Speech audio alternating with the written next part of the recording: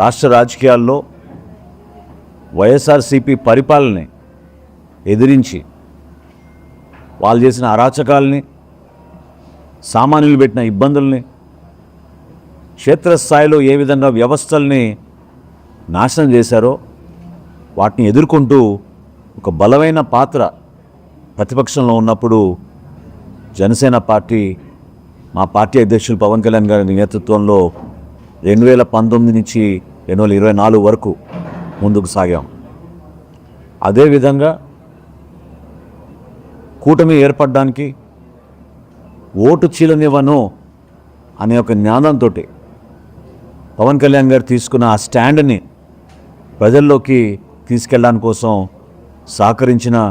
మా నాయకులు, కార్యకర్తలు, మా వీర మహిళలు, మా జన సైనికులు వీళ్ళందరూ కూడా